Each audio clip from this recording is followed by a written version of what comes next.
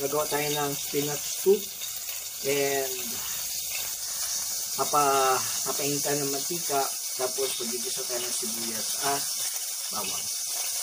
Pagkahalo natin ng sibuyas at bawang, ihalo natin yung shell ng ng hipon para lumabas yung lasa.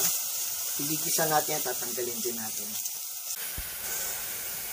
Then pag nakita natin okay na, lagay na natin yung tubig para mas lalong lumabas yung lasa ng hipon. After natin na napalabas yung sabaw, strainer na natin para mahiwalay yung shell ng hipon sa sabaw natin. Ngayon, since nahiwalay na natin yung mga shell ng hipon, saka naman natin ilalagay yung ating spinach. Ayan. Papalambutin lang natin ito. Ayan, luto na yung ating alugbati or ating spinach. So, ilalagay na natin ito sa yung panggiling or mixer para maging pino siya. So, tatakpan na natin, then gigilingin natin. So, yan, pinapakulo na natin yung soup. Then, titimplahan na natin ito.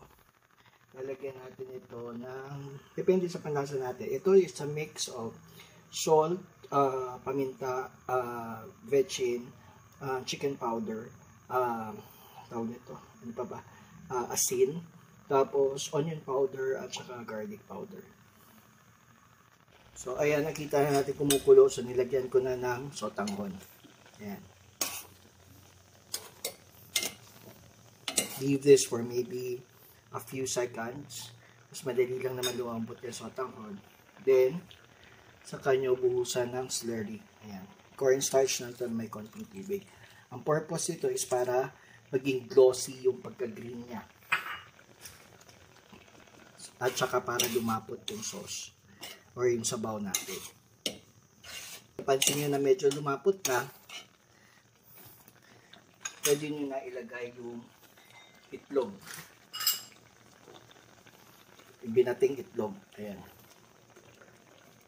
Then, para maganda tingnan, bigisa natin ang paghalo. Ayan. So, ang labas ito, creamy siya na soup. Ayan na. Tapos na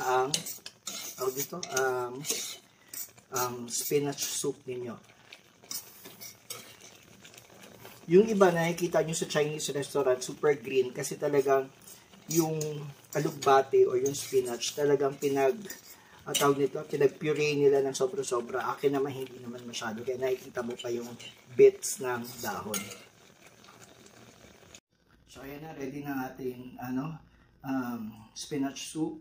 Kilalang-kilala to sa mga Chinese restaurant. So pag pumunta kayo ng mga Chinese restaurant, palaging merong ganito kung gusto niyo mag-order.